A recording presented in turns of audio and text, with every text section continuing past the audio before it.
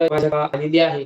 सद्गुरूंच्या कृपा आशीर्वादाने ती बाबाच आणि सद्गुरुदेव भगवानच या ठिकाणी या ठिकाणी करून घेतील यात शंका नाही.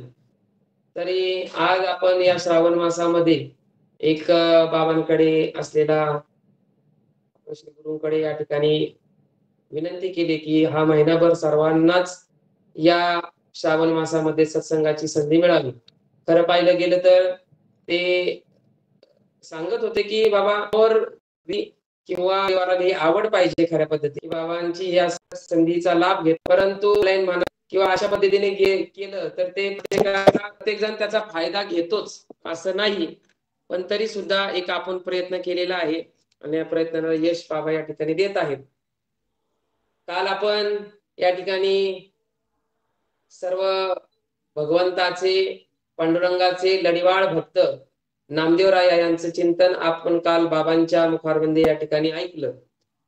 पुढचं चरित्र बाबांनी सांगितल्याप्रमाणे भक्त कबीर महाराजांचं चरित्र हे आज या आजच्या प्रवचन रूपी सेवेच्या भागामध्ये येणार आहे. काल आपण ऐकलं की नामदेवरायांचाही जो अवतार आहे तो चंद्रभागेच्या या पाण्यामध्ये ज्या पद्धतीने त्यांच्या वडिलांना शिंपल्यातून या ठिकाणी नामदेवरायांचा अवतीर्ण झाला, त्याच पद्धतीने या ठिकाणी कबीर महाराज की रामानंद पंथाची असलेली त्यांच्याकडे परंपरा साधारणतः 1398 सालामध्ये हा महाराजांचा आहे. मध्ये असलेला प्रदीर्घ काळ 120 वर्षाचा आयुमान हे कबीर महाराजांना लाभलेला आहे. आणि म्हटलं जातं की विष्णूंचाच अवतार हा कबीर महाराज आहेत.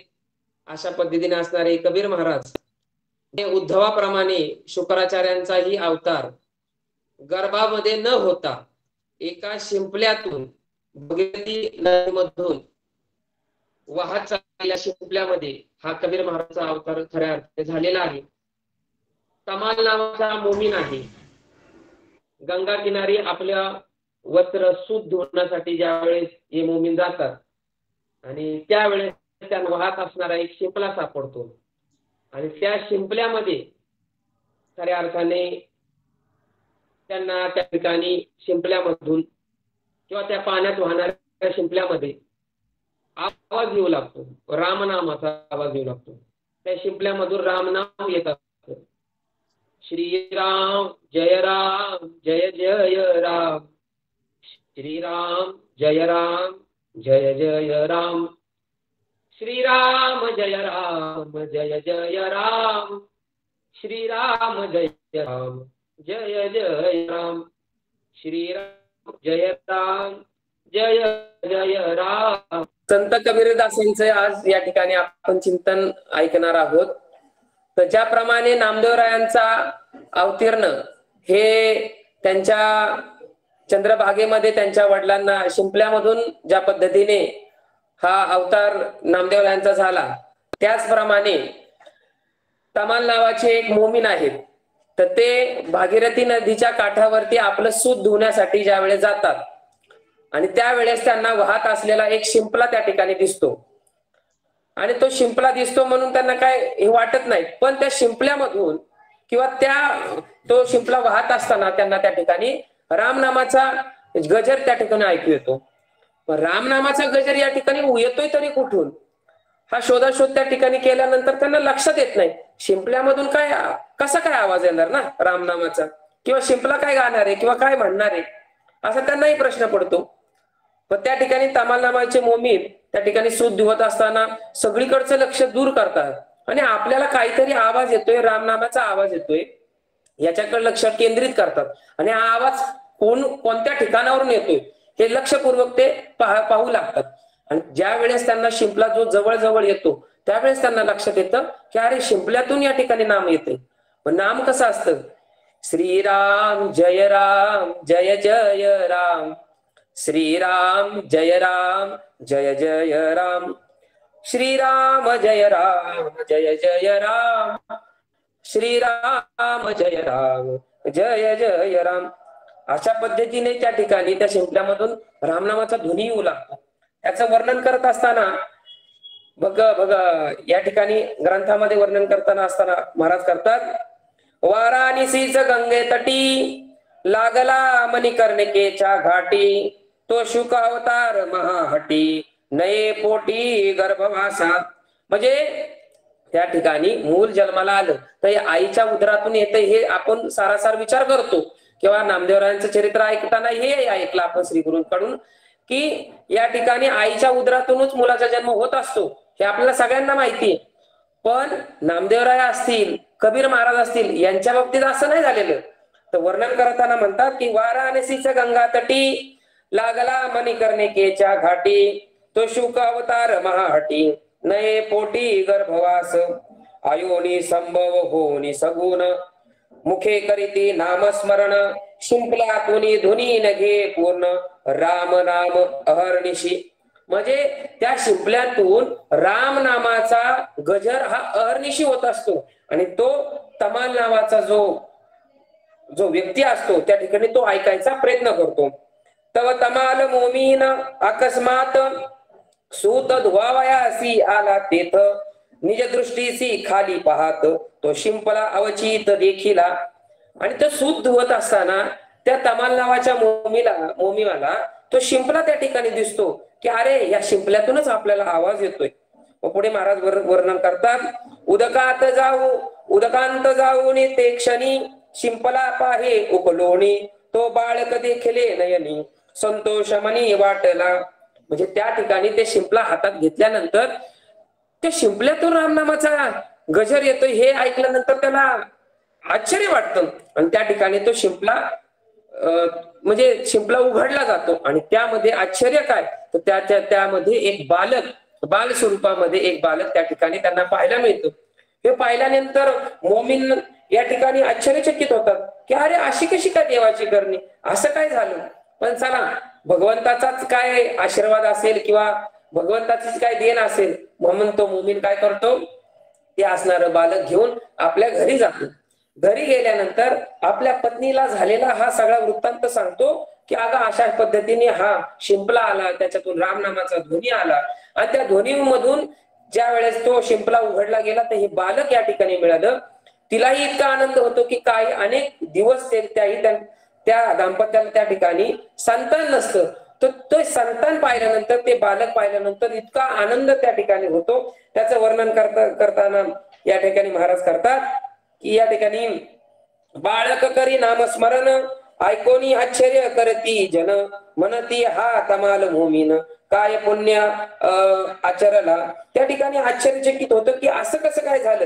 तेवी प्रपंच व्यवहार करिता देख, गंगेत सापडले निज बाळक, जो कलियुगी अवतरला श्री शुक विश्वोद्धर जगद्गुरु. त्या ठिकाणी हा अवतार म्हणजे कोण आहे तर खऱ्या अर्थाने विष्णू भगवंताचाच अवतार हा कबीर महाराजांना म्हटलेला आहे.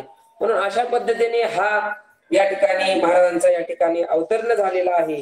पुढं महाराज वर्णन करताना असतात, वैष्णव भक्त तपागळा याचे उदरासी कैसा आला, एक म्हणती अदृष्ट त्याला सानुकूळ जाहले की. म्हणजे या ठिकाणी या तमालला असा मुलगा होईल असं कुणाला आश्चर्यही वाटलं, म्हणजे असं वाटलंही नव्हतं, पण असा वैष्णव भक्त या ठिकाणी या तमाल मोमीला झाला. त्याचं वर्णन करत असताना महाराज म्हणतात, देवी याचे भाग्य अघटित, पोटासी आला विष्णू भक्त, क्षेत्रवासी लोक समस्त ऐसे बोलत परस्परे, असो काही होते जन्मांतर, म्हणून पोटासी आला कबीर, दिवसेंदिवस झाला थोर, लग्न केले तयाचे. पुढे या ठिकाणी कबीर महाराजांचं संगोपन या मोमीन नावाच्या दाम्पत्याने या ठिकाणी अंतःकरणपूर्वक केलेलं आहे.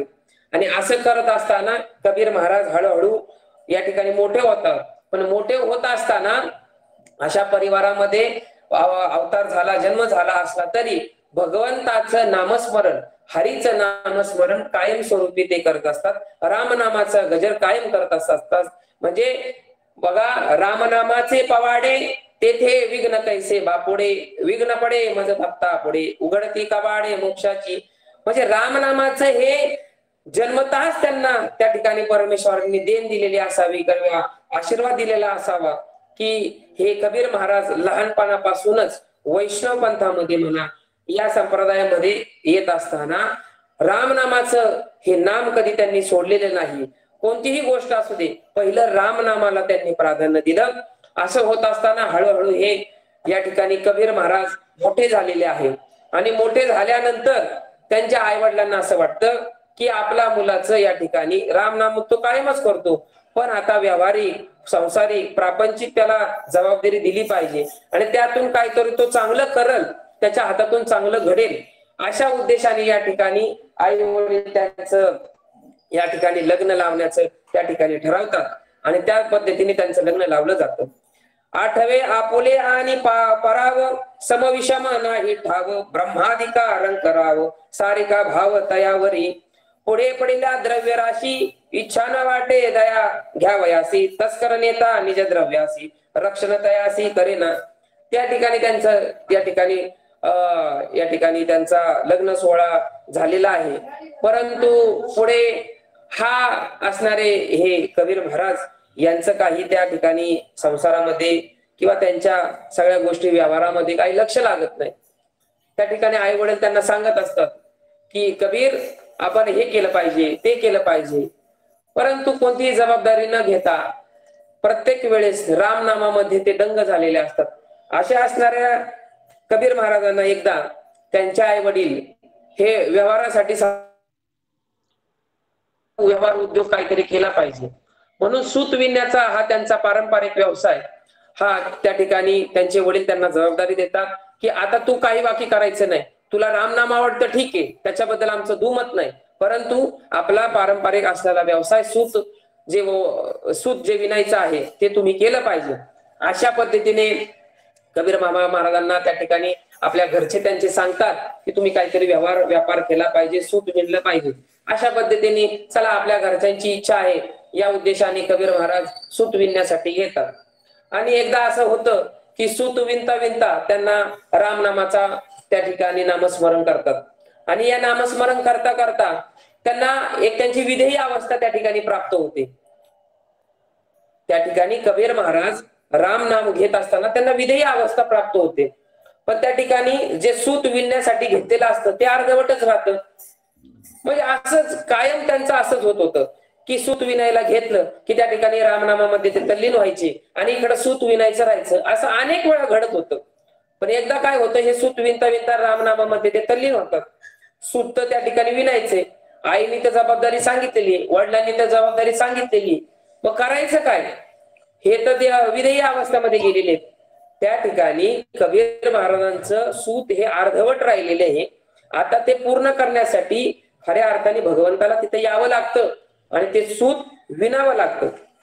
त्याचं वर्णन करता असताना महाराज म्हणतात की तो माता येऊनी तयाजवळी, सावध करते ते वेळी, म्हणे कबीरा तुझे काळी, काय झाले कळेना, माता मारील तसत्वरी, म्हणून आला देहावरी, सावध होऊनी ते अवसरी, हातवरी विनयेला. म्हणजे त्या ठिकाणी आई ती, अरे तू काय करतोयस, तू सावध आहेस का नाही, तुला जे काम दिलं तेही सुद्धा तू करू शकला नाही, तुझं लक्ष तरी आहे कुठं, तू ठीक आहे रामनाम कर, पण अरे तुला दिलेली जबाबदारी तू पार तर पड. त्या धाकाने मध्ये आधी जर जाग आली तर ते त्या ठिकाणी विणण्याचं काम हे कबीर महाराज करीत असतात. पण किती वेळ, खूप वेळा आईचं ओरडणं होतं, परंतु त्यांच्याकडून ते काय काम होत नाही. मग पुढे होतं काय, सवेची जाहली विदेह वृत्ती, हृदयी बिंबली श्रीराम मूर्ती, ऐसे देखोनी अयोध्यापती, आपण बैसती विनावया. म्हणजे त्या राम रायाला असं वाटलं की अरे माझा परमभक्त, पण तो माझ्या रामामध्ये एवढा तल्लीन झालाय की त्याच्या आई वडिलांनी त्याला जी जबाबदारी दिली त्याच्यातही तो पार पाडू शकत नाही, तो विधेयी अवस्थेमध्ये जातोय. मग स्वतः त्या ठिकाणी भगवंताला रामरायांना त्यांचं ते सूत विणण्यासाठी यावं लागलं. महाराज वर्णन करताना म्हणतात की म्हणे हा लागला माझे ध्यानी, माता मारीन या लागोनी, म्हणून या धनुष्यपाणी शेला विनित वैसला. म्हणून असा हा धनुष्यबाण घेतलेला रामराया धनुष्यबाण खाली ठेवतोय आणि काय करतोय तर आपल्या असणारा हा भक्त परमभक्त आहे त्याचा जे सूत विणण्याचं जे काम आहे तो त्या ठिकाणी भगवंत गेलेला आहे. हे कधी होतो, ज्या वेळेस निस्सीम भावाने जो भक्त आपल्या भगवंताला भजतो ना, त्यावेळेस ही या ठिकाणी ती वृत्ती होत असते, ती साधना होत असते, ती स्थिती त्या ठिकाणी होत असते. म्हणून आपणही आपली विधेय अवस्था होईल नाही होईल माहिती नाही, परंतु सद्गुरूंनी दिलेल्या नामावरती विश्वास ठेवला पाहिजे. सद्गुरुशी शरण जाय त्यासी ब्रह्म प्राप्ती होय, न लगे अनिक उपाय धरी सद्गुरूंचे पाय. सद्गुरूंनी दिलेलं नाम हे आपण साधक आहोत. ब्रह्म संप्रदाय संस्थेच्या अनुषंगाने आपण सर्व एक रामानंद पंथाचे सर्वजण आहोत. आणि त्या ठिकाणी आपल्याला सद्गुरु रूपी महात्म्यांनी आपल्याला एक बीज मंत्र दिलेला असतो, तारक मंत्र दिलेला असतो. आणि तो तारक मंत्र ज्या वेळेस आपण मनोभावे धन्य निर्देहाची प्राप्ती, धन्य साधूंची संगती, धन्य धन्य ते भावार्थी जे भागवत भक्ती रंगली.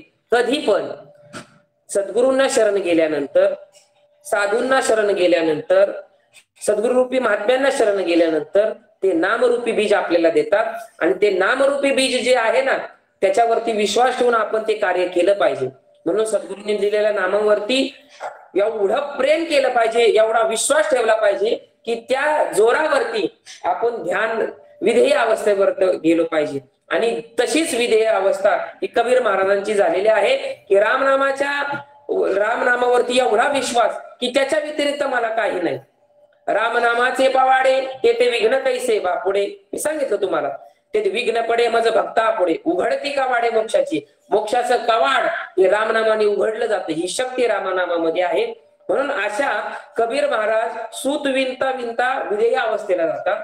पण ती विधेय अवस्थेला गेल्यानंतर त्यांची आई त्यांना मारेल, त्यांची आई त्यांना रागवेल, या हेतूने या ठिकाणी तो रामराया ज्याचं भजन कबीर महाराज गात असतात, म्हणत असतात, हे रामराया त्या ठिकाणी प्रगट होतात आणि स्वतः सूत विणू लागतात. योगी बैसले वज्रासनी लवकरी नये त्याचे ध्यानी, तो कबीराचे भक्त देखोनी शेला विनत बैसला. श्रुती शास्त्रे करिता पठन प्राप्त नव्हेची तीर्थाटन, तो द्वारकावासी भक्त भूषण शेला विनत बैसला. अरे श्रुती शास्त्र अनेक पठन जर केल्यानंतर तो भगवंत सापडत नाही, पण तो रामनामाने त्या कबीर महाराजांची कामं करण्यासाठी येत होता. ज्याप्रमाणे आपण ऐकलेलं आहे की आपण नाद भागवत परमपूज्य सद्गुरु महाभागवत परमपूज्य सद्गुरु साधुबाबा महाराज की यांच्या पूर्ण या अवतरणामध्ये, बाबांच्या या संपूर्ण जीवन कालामध्ये बाबांनी जो ग्रंथ प्रमाण मांडला तो म्हणजे श्री एकनाथी भागवत. आणि ती एकनाथ महाराजांच्या बद्दल आपण जर विचार केला तर त्या ठिकाणी त्यांच्या घरी भगवंत स्वतः कामारी होऊन राहिला होता. प्रत्येक काम हे नाथरायांचं तो भगवंत करत होता. त्याच पद्धतीने कबीर महाराजांची सगळी कामं करण्यासाठी भगवंत त्या ठिकाणी अवतरलेला आहे. त्यांचं सूत विणण्यासाठी भगवंत अवतरलेले आहे. का तर माझ्या भक्ताला त्याच्या आईने, त्याच्या घरच्यांनी ओरडू नये, दाखवू नये, या कारणास्तव स्वतः भगवंताला त्या ठिकाणी यावं लागलं. म्हणून सनकादिक मुनी जयांसी ध्यानात आणि ते अहर्निशी, तो हरी कबीराच्या मागासी शेला विनवया बैसला. सनकादिक अनेक कवाड कष्ट करून घरी केंदारी जाऊन तप करून तो भगवंत प्राप्त होत नाही. तो भगवंत या ठिकाणी कबीर महाराजांना रामनामाने प्रगट झालाय. आणि म्हणून काय झालं तर त्या रामनामामुळे तो भगवंत त्या ठिकाणी प्रगट झाला आणि त्यांचा शेला विनू लागलेला आहे. म्हणून जेव्हा होय विधेय स्थिती तेव्हा विनीते रुक्मिणीपती, काही होता देह स्फूर्ती दुरोणी पाती कौतुक.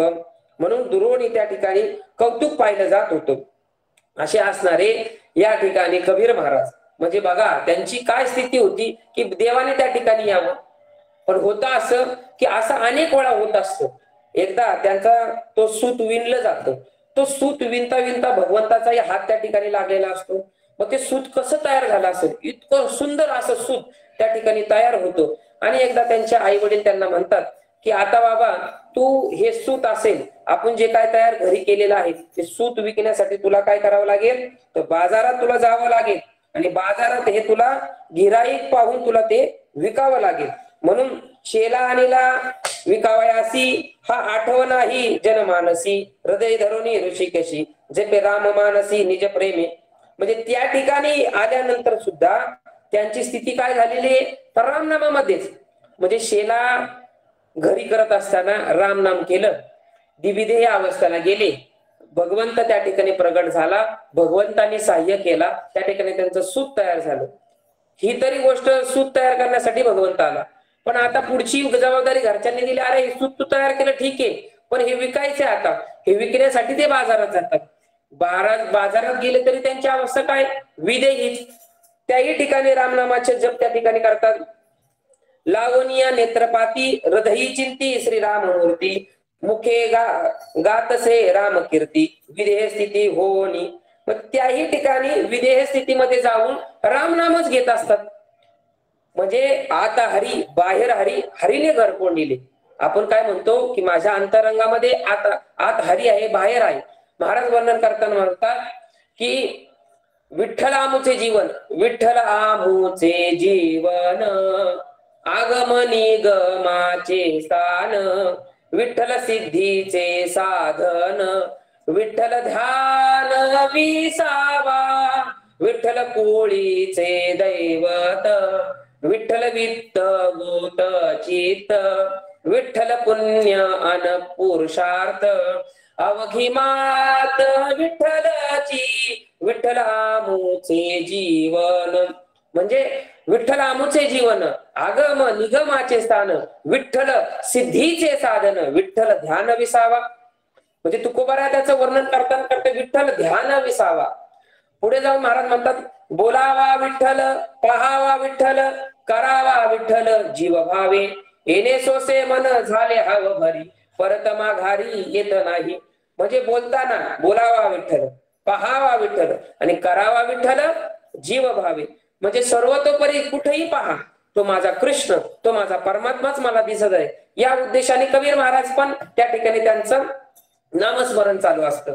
म्हणून कृष्ण माझी माता, कृष्ण माझा पिता, बहीण बंधू चुलता, कृष्ण माझा, कृष्ण माझे गुरु, कृष्ण माझे तारू, उतर पैल पारू भवनदीचा.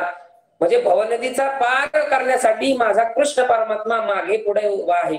मागे पुढे उभा राहे सांभाळीत, आलिया आघात निवाराया. म्हणजे हा माझा परमात्मा मागे पुढे उभा आहे.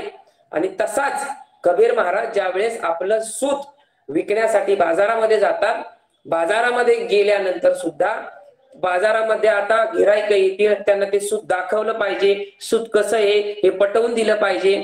ज्याप्रमाणे आम्ही आमच्या दुकानामध्ये बघा, एखादी वस्तू ज्यांचं दुकान आहे, डेअरी असेल, वेगवेगळ्या प्रकारचे काही वेगळे दुकानं असतील, जशा पद्धतीने पटवावं लागतं की ही वस्तू चांगली आहे. कपड्याच्या दुकानात गेल्यानंतर हा कपडा चांगला आहे, आमच्या इथं आल्यानंतर आम्ही म्हणतो की पनीर चांगलं आहे बाबा, पनीर घ्या.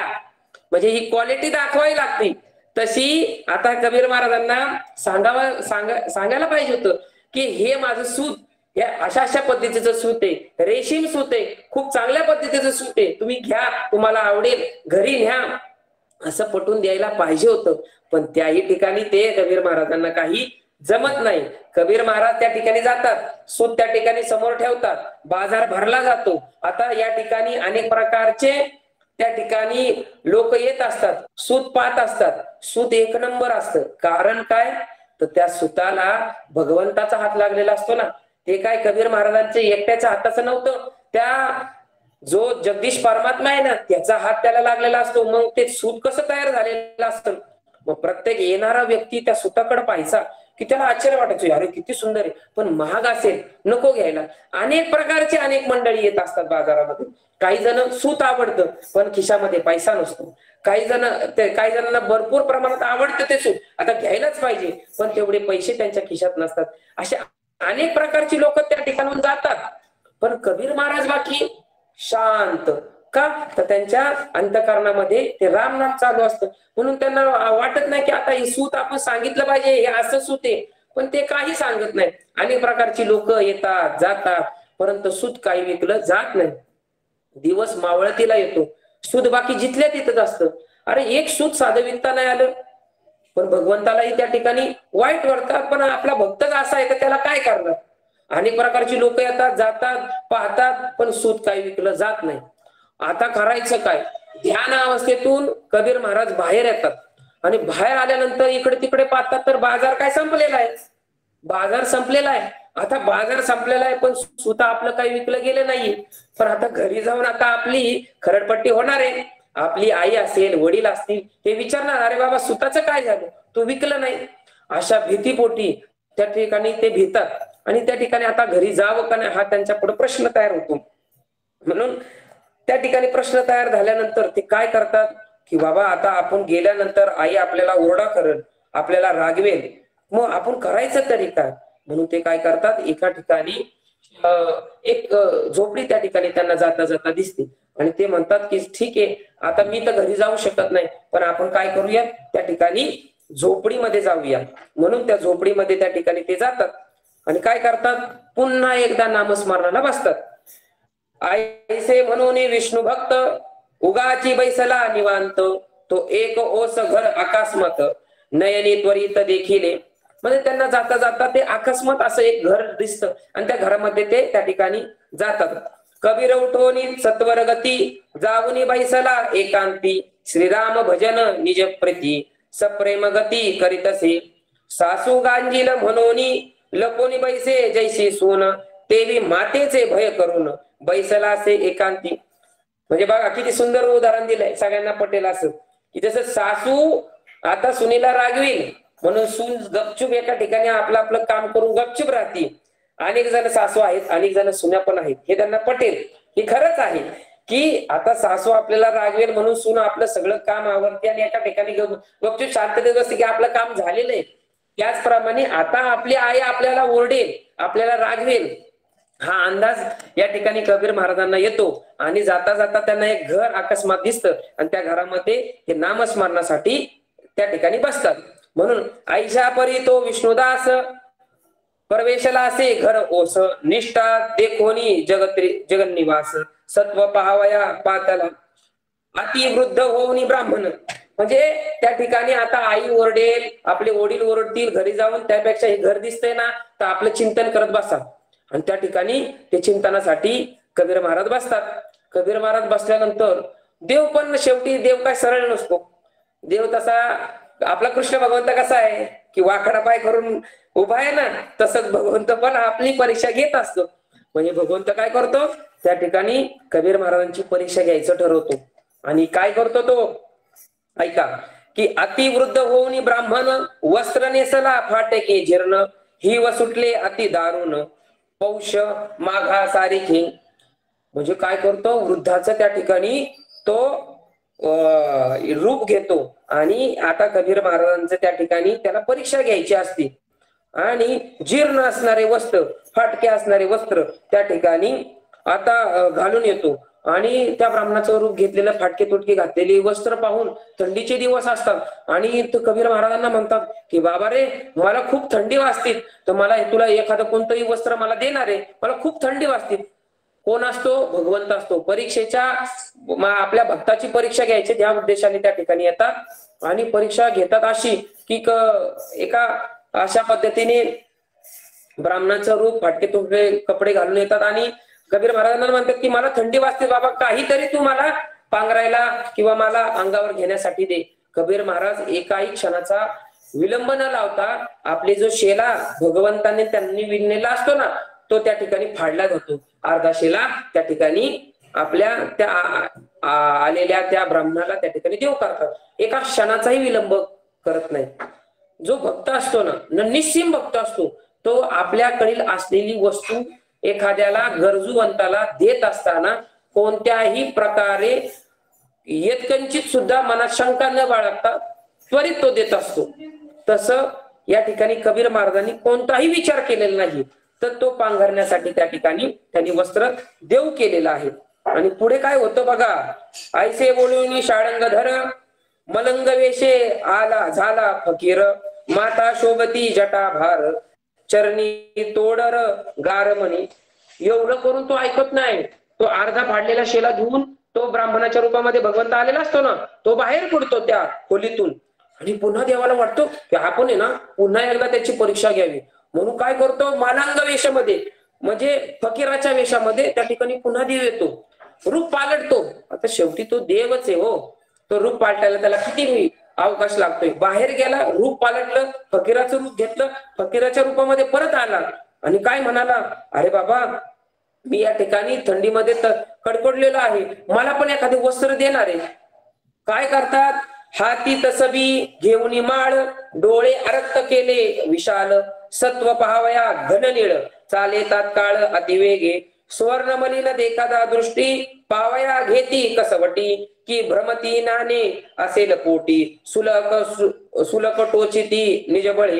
किंवा म्हणजे अशा पद्धतीने भगवंत फकीराचा रूप घेऊन येतो आणि असलेलं जे अर्धा जो भाग असतो जो विणलेल्याचा, तेही त्या ठिकाणी मागणी करतो. शेवटी कबीर महाराज भगवंताचे निस्सीम भक्त, कोणत्याही शंका कुशंका मनात नसतात. भगवंताला सर्वतोपरी अर्पण केलेले हे कबीर महाराज विचारच करत नाही. आणि त्या ठिकाणी काय करतात, तेही राहिलेलं वस्त्र त्या फकीराला, फकीर रूपी भगवंताला देव करतात. फकीर रूपी देव भगवंताला देव करतात. आणि त्या ठिकाणी पुन्हा एकदा कोणतीही तमा न बाळगता पुन्हा एकदा खुदा निराकार निर्गुण, तुझं नाही त्याची आठवण, त्याशी सांडोने राम भजन, किमर्थ येथे करत असो.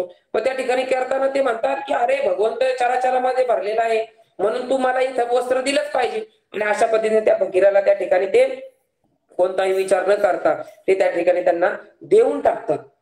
तेवढ्यावरती देव थांबत नाही, पण त्या ठिकाणी ही अवस्थेमध्ये पुन्हा एकदा रामनामामध्ये हे कबीर महाराज जातात. भगवंत ते फकीराच्या आणि ब्राह्मणाच्या रूपामध्ये येऊन थांबत नाही, तर भगवंत आता एक वेगळंच रूप घेऊन कबीर महाराजांच्या घरी जातात. आणि कबीर महाराजांच्या घरी गेल्यानंतर त्यांच्या आईकडे जातात आणि म्हणतात, अहो काय तुमचा कबीर आहे. म्हणले तुम्ही त्याला विणलेले सूत विकण्यासाठी बाजारामध्ये पाठवलं, तर अनेक प्रकारचे गिराईक त्या ठिकाणी आलेले होते, पण तुमच्या कबीराचं त्या ठिकाणी लक्ष आहे का. त्याचं चिंतन मांडत असताना महाराज म्हणतात की गंगेचे ओहाटली पूर, दिसे जैसे निर्मळ नीर, समुद्रातून काढिला मंदार छळ, राहिला खळळ तयासी, तेवी ग्राहक नये शेल्यासी, म्हणून चिंता होती मानसी, ते निरसली म्हणून उल्हासी, कबीर मानसी संतोषला, या परी करोनी समाधान, करिता बैसला श्रीराम भजन, ऐसे पाहुनी जग जीवन, काय करिता झाला. मग त्या ठिकाणी भगवंताने ब्राह्मणाचं रूप घेतलेलं आहे बाबा. मग त्यांच्या मातेकडे गेलेले आहेत. ब्राह्मण वेशे ऋषिकेशी, गेला कबीराचे घरासी, बोलवणी त्यांचे मातेशी, वृत्तांते तयसी सांगत. मग घरी गेलाय आणि घरी ब्राह्मणाचा वेश करून गेला आणि काय सांगतोय वृत्तांत, तर ते ऐका. म्हणे कबीर बैसला बाजारासी, गिराईक पुसती शेल्यासी, परित उत्तर ने देसी त्यासी, मौन वाचेसी घरी गेले. भगवंत गेला ब्राह्मणाचं रूप घेऊन आणि त्यांच्या आईला सांगतोय की बाजारामध्ये तुमचा हा मुलगा कबीर शेला विकण्यासाठी बसलाय, परंतु गिराईक अनेक प्रकारचे येतात जातात विचारतात, पण तुमचा मुलगा काय समाधिस्थ झालाय, कसा काय तुमचा शेला विकला जाईल. अशा पद्धतीचं त्या ठिकाणी गारानं म्हणा किंवा चाडी लावणं म्हणा, हा भगवंत कबीर महाराजांच्या घरी जाऊन करू लागतो. बघा महाराज त्याचं वर्णन करत असताना म्हणतात, उदंड आले घेणार परित्यासी नेदी प्रत्युत्तर, ध्यानात आणून सीतावर भजन साचार करतसे. म्हणजे अनेक प्रकारचे लोक उदंड आलेले आहेत, अनेक प्रकारचे आलेले आहेत, परंतु त्यांना प्रत्युत्तर त्या ठिकाणी कबीर महाराजांनी दिलेलं नाही. का तर ते ध्यानात कोण आणलेले सीतावर, म्हणजे प्रभू रामराया ते भगवंताचं भजन त्या ठिकाणी करत असल्यामुळे त्यांचं लक्षच नाही. बाजार अवघा ओसरला, मग एक ब्राह्मण बोलविला, अर्धशेला फाडून त्याला, त्याने दिधला जननी ये. म्हणजे बघा त्या ठिकाणी सगळं सांगतात की बघा बाजार संपला, तुमचा मुलगा असाच रामनामामध्ये तल्लीन झालेला, मग नंतर त्याचे डोळे उघडले गेले, तो ध्यान अवस्थामधून बाहेर येतो आणि पाहतो तर काय बाजार संपलेला आहे. आणि बाजार संपलेला पाहून आता तो निघणार, तेवढ्यात काय गोष्ट घडली, आपण सांगितल्याप्रमाणे एक ब्राह्मण देवता येते आणि त्याला ते मागणी करते, बाबा मला थंडी वाजते म्हणून कपडा दे. आणि हेही सगळं जे घडलं असतं ना, ते भगवंत ब्राह्मणाच्या रूपात त्यांच्या घरी गेलेला असतो कबीर महाराजांच्या. आणि आईला सांगतो की तुमचा हा कबीर पूर्ण बाजार संपतो, ध्यानावर रामनामाच्या संपल्यानंतर तो ध्यान अवस्थेतून बाहेर येतो आणि बाहेर आल्यानंतर बघतो तर सगळं संपलंय. म्हणून एक ब्राह्मण त्याच्यापाशी येतो. तो म्हणतो की थंडी वाजते आणि तो कपडा मागतो. तर हा काय करतो, तुमचा जो शेला विकण्यासाठी नेलाय ना तो फाडून त्यांनी एका ब्राह्मणाला दिला. एवढ्यावरती तुमचा कबीर थांबला नाही. पुढे काय केलं, तर एक फकीर त्याला भेटतो. तो फकीर त्या ठिकाणी याचना करतो की मला एखादं वस्त्र द्या. म्हणून कोणताही विचार न करता तुमच्या मुलाने काय केलं, तुमच्या मुलाने राहिलेलं वस्त्र सुद्धा त्या फकीराला दिलं. हे कोण कुणाला सांगतंय, तर हे भगवंत कबीर महाराजांच्या घरी त्यांच्या आईला त्या ठिकाणी ते सांगतात. ओस घरी पाहून एकांत भजन करिता बैसला तेथ दुरून देखील म्या वृत्तांत आलो त्वरित सांगावया. भगवंत म्हणतोय त्या ओसरीमध्ये तो एकांतामध्ये भजन करीत बसलेला आहे. पण तुम्हाला कसं कळणार की तुमचा मुलगा कुठे काय करतोय, तुम्ही दिलेलं जे वस्त्र आहे शेला आहे तो विकला नाही विकला कुठे गेला. म्हणून मी तो ध्यानावस्थेत बसलाय आणि मी काय करू आलोय, मी तुम्हाला चांगल्यापणाने सांगण्यासाठी आलोय. आणि आता तुम्ही काय करा. मग त्याची कबीर महाराजांची आई त्या ठिकाणी चिडलेली आहे आणि चिडलेली असलेली आई त्या ठिकाणी म्हणते की आता मी त्याला पाहतेच. अरे आपला रोज आपण काहीतरी विकल्याशिवाय आपण खाणार काय, अशा पद्धतीने चाललं तर कसं होणार. म्हणून कबीर महाराजांना आता ओरडण्यासाठी त्यांची आई तयार होती. आणि भगवंत साह्य काय करतो, ती त्यांची आई म्हणती नाही आता त्याला येऊ देच घरी, मी त्याला पाहतेच असं त्यांची आई म्हणती.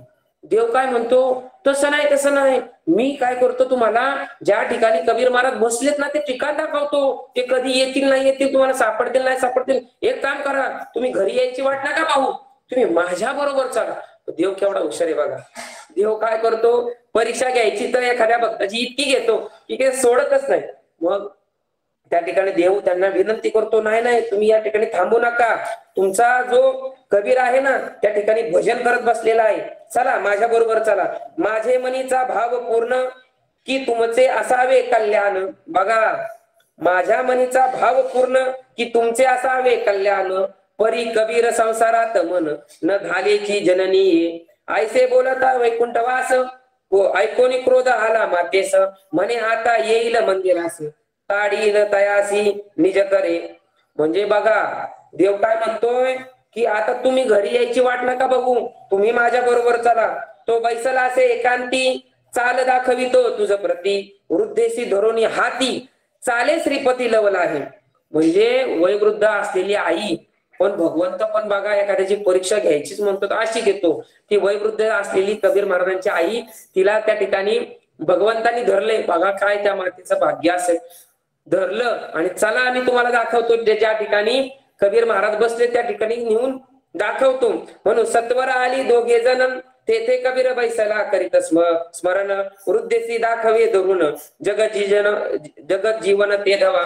म्हणजे लांबून त्या ठिकाणी देव दाखवतोय की बघा तुमचा असणारा कबीर त्या झोपडामध्ये त्या खोलीमध्ये जाऊन रामनामाचं पठण करतोय.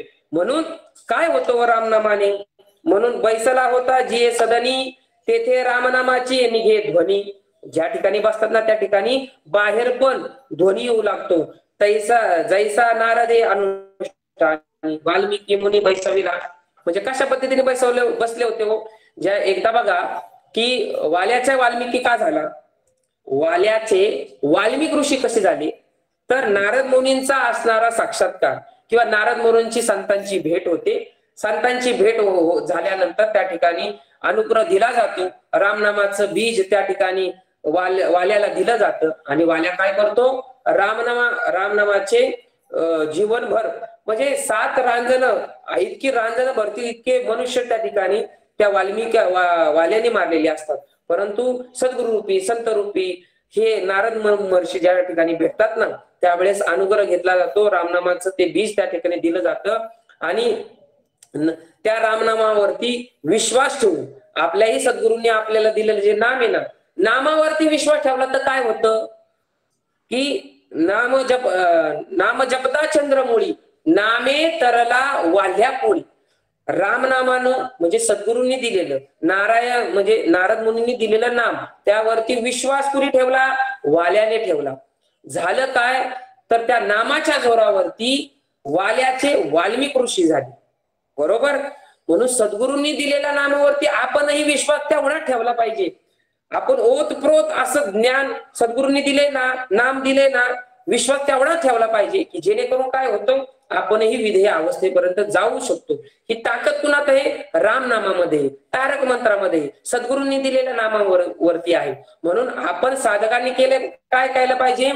तर सद्गुरूंनी दिलेलं नाम हे जपलं पाहिजे. म्हणून या ठिकाणी कबीर महाराजांना असलेलं नाम, त्या नामामध्ये ते दंग झालेले आहे आणि दंग झालेले ते राम नाम झोपडीतूनही बाहेर येते हे त्यांच्या आईला ऐकू येत होतं. म्हणून त्या ठिकाणी आता ती माता काय करती? तो माता आली सदनात, दुरुनी दाखवी वैकुंठनाथ, आपण बाहेर राहुनी त्वरित, पाहे कौतुक भक्ताचे, माता म्हणे कबीराला, शेला आणुनी दावी मजला, नाही तरी ये वेळा, शिक्षा करीन तुझ लागे.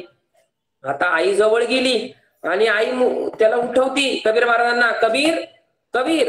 आणि कबीर महाराज ध्यानावरती येतात आणि पाहतात तर काय आपली आई त्या ठिकाणी. आणि असं झाल्यानंतर आता काय खरं नाही हे त्यांना त्या ठिकाणी कळून चुकतं. आणि कबीर महाराजांची आई त्यांना म्हणती की तुला जो शेला विकण्यासाठी दिला होता मला तो दाखव. ती ताडू लागते, बोलू लागते. कबीर महाराजांना उत्तर द्यायला कुठे? सांगणारा भगवंत सगळे नाटक बाहेरून पाहत असतो. मग माता त्यांना म्हणते की मला तू ते दाखव. तव तो नेदीचे प्रत्युत्तर, राम भजनी मन झाले स्थिर, माता आणि द्विजवर आली हे साचार कळेना, नामरूपी जडले चित्त, म्हणून झाला देहातीत, माता होऊनी क्रोधयुक्त, काय बोलत निज पुत्रा. क्रोधायुक्त झालेली माता आता त्यांना बोलू लागते. काय म्हणती? तू अपबोल बोलसी ओठी, परी माया येत असे तुझे पोटी, आता हाती घेईन शेपोटी, शिक्षा करी पुत्रासी. म्हणजे आता आई काय मागे पुढे बघत नाही आणि त्या ठिकाणी ताडू लागते. त्या ठिकाणी काय हातात मिळेल त्यांनी त्या ठिकाणी राम नाम चालू असणाऱ्या त्या कबीर महाराजांच्या पाठीवरती ती मारू लागते. कारण की भगवंताने दाखवलेलं असतं, म्हणे तू मारतेसी निज बाळा, ते माझे पाठीवरी आले बळ. होतं काय बघा की त्या भगवंतांनीच हे सगळं प्रकार घडवला.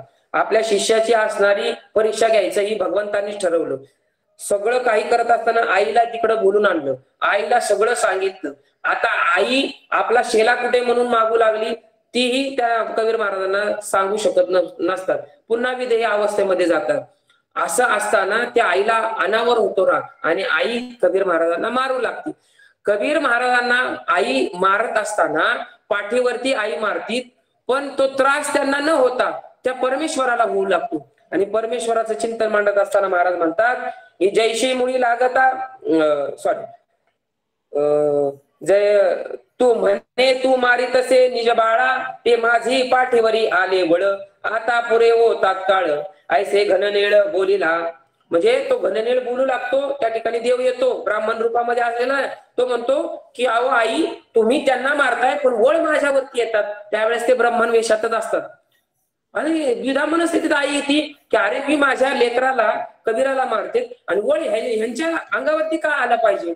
द्विधा मनस्थितीत जाती आई. काय आईला लक्ष देणार, कबीर महाराजांना लक्ष देणार. आणि त्यावरती पुढे की पाडस पडियेला फासा, ते व्यथा वाटेल हरिनिसी, तेवी गाजिता निज भक्तासी, ऋषिकेशी घाबरले. म्हणून पुढे उदंड भाविक भक्त थोर, तरी कोणी दिलेला नाही मार, मज होनी वरिष्ठ भक्त कबीर, कळले साचार ये काळी. म्हणून त्यावेळेस भगवंताला कळतं की अरे आपण ज्या मातेला या ठिकाणी आणलं ना, मग म्हणे रुक्मिणीकांत आता पुरे करी ओ मात, ऐसे म्हणून अनंत काय बोलत ते दवा. म्हणून तो की हे माते आता तू बास कर, माझ्या या भक्ताला तू मारू नकोस का. तर त्याला मारत असताना माझ्या पाठीवरती ओळखतात. हे असं ऐकल्यानंतर कबीर महाराजही हे ऐकतात, त्यांच्या आई ऐकती. त्यांना काही कळत नाही, अरे मी माझ्या बाळाला मारते ओळ ह्यांच्या अंगावरती कसं येतील. मग भगवंताला त्या ठिकाणी त्याचं मूळ रूप धारण करावं लागतं. ब्राह्मण वेश त्या ठिकाणी बदलला जातो. भगवंत त्या ठिकाणी मूळ रूपामध्ये आपल्या समोर येतात आणि मूळ रूपामध्ये आल्यानंतर त्यांना कळतं की अरे मी माझ्या आई माझ्या भक्ताला मारतील म्हणून माझ्यावरती गोळ येतोय. आणि आईला ते आई ही तो प्रसंग त्या ठिकाणी पाहते, अरे मी माझ्या कबीराला मारते पण त्याचे ओळ या पंढरीनाथाला, या पांडुरंगाला, या परमात्म्याच्या पाठीवरती येतात. हे आई पाहते आणि त्यावेळेस ती आई काकुळती येते आणि त्या ठिकाणी कबीर महाराजही काकुळती येतात. अरे माझ्यामुळे माझ्या भगवंताला मार खावा लागला किंवा ते चट्टे त्या ठिकाणी उठले, हे माझ्यामुळे झाले. ते व्यथित होतात दोघही. परंतु लक्षात घ्या की कबीर महाराजांच्या मुळे, लक्षात घ्या मला सांगायचंय काय की कबीर महाराज काय होते, कबीर महाराजांमुळे रामनामाच्या जप करत असताना संतांची संगत लाभल्यामुळे रामनामाचा जप त्यांच्या ठिकाणी त्या ठिकाणी चालू अखंडपणे लहानपणापासून चालू असतो. त्यामुळे होतं काय तर भगवंतही परीक्षेसाठी त्यांची परीक्षा घेतो.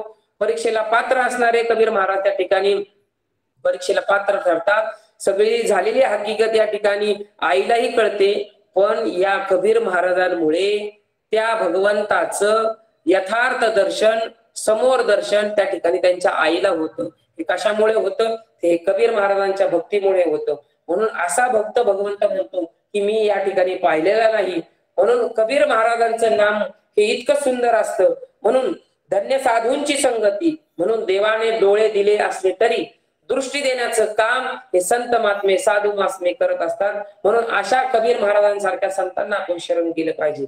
म्हणून साधू परमपूज्य महाभागवत परमपूज्य सद्गुरू साधूबाबा महाराजांना शरण गेलं पाहिजे. आपल्या गुरुमाऊलींना आपण शरण गेलं पाहिजे की ज्याच्यामुळे आपल्याला जो, आता आपण जर विचार केला तर आपण या नरदेहाला आलो का, तर नरदेहाला का आलोय, तर नरदेहामध्ये येऊन आपण परमेश्वर ब्रह्मप्राप्ती करण्यासाठी नरदेहाला आलेलो आहे. ब्रह्मप्राप्ती, परमेश्वर प्राप्ती काय अशी होणार नाही, तर संतांना आपल्याला शरण जावं लागेल.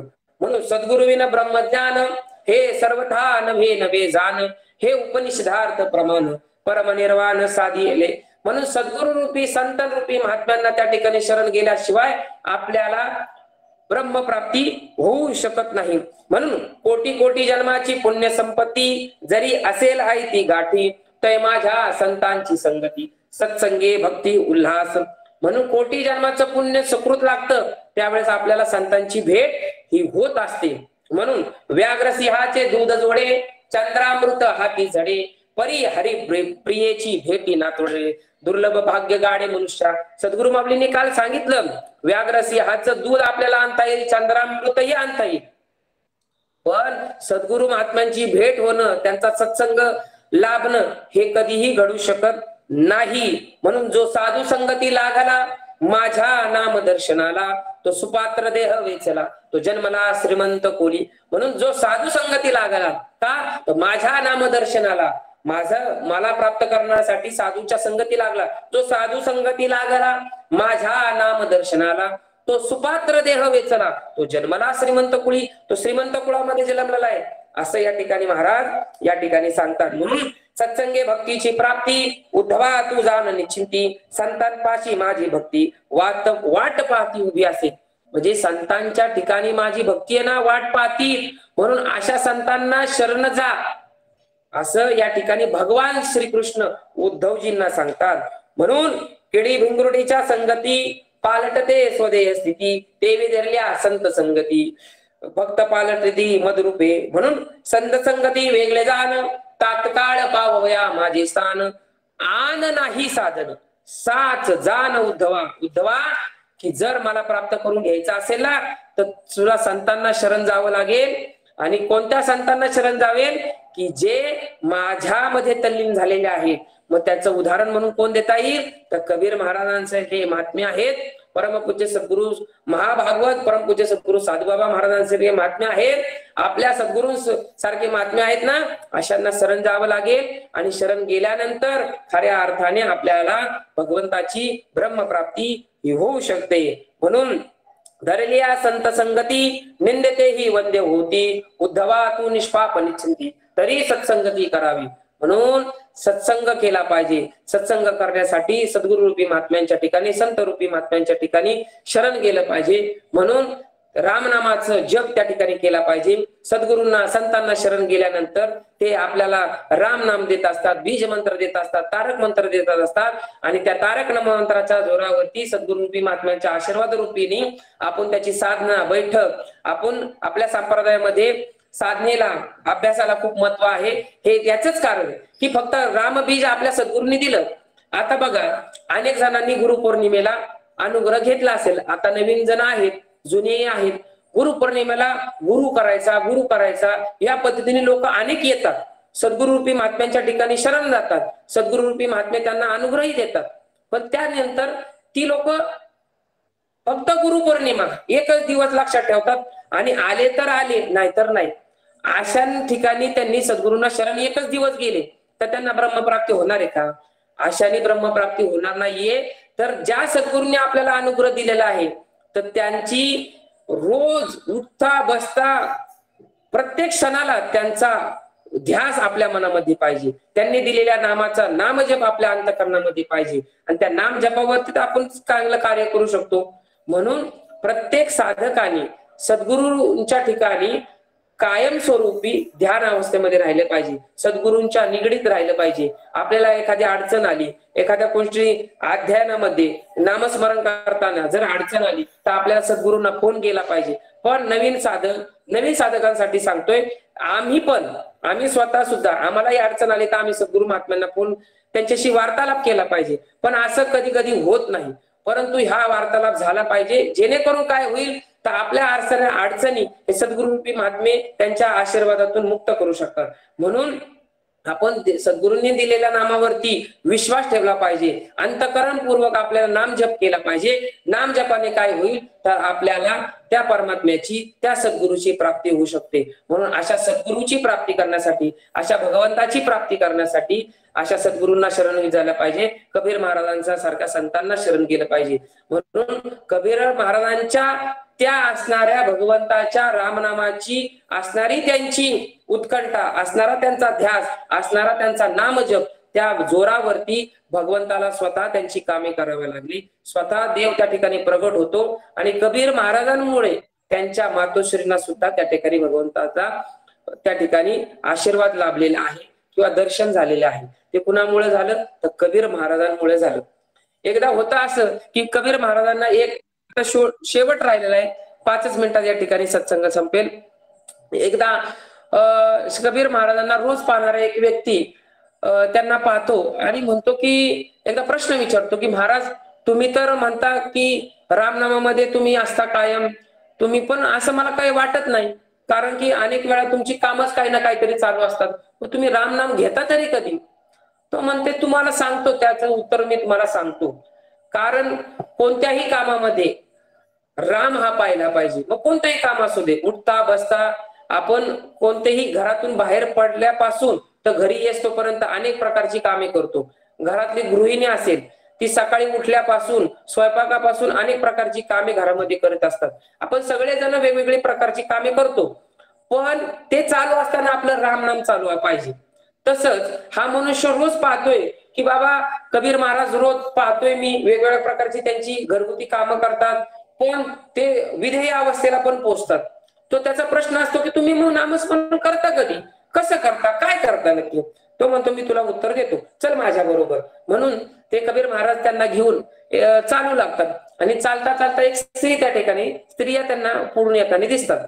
आणि पुढून येताना स्त्रिया काय करत असतात, त्या स्त्रिया नदीवरून हंडे म्हणजे पाणी भरून हंड्यावर हंडा हे ते सगळ्या महिला मंडळ सकाळची, बघा जुन्या काळी असायचं, आता आपण फक्त नळ चालू केला तर पाणी, आधीच्या काळचं मी सांगतोय, त्यावेळेस महिला नदीवरती जाऊन आपलं प्यायचं पाणी, वापरण्याचं पाणी आणायच्या.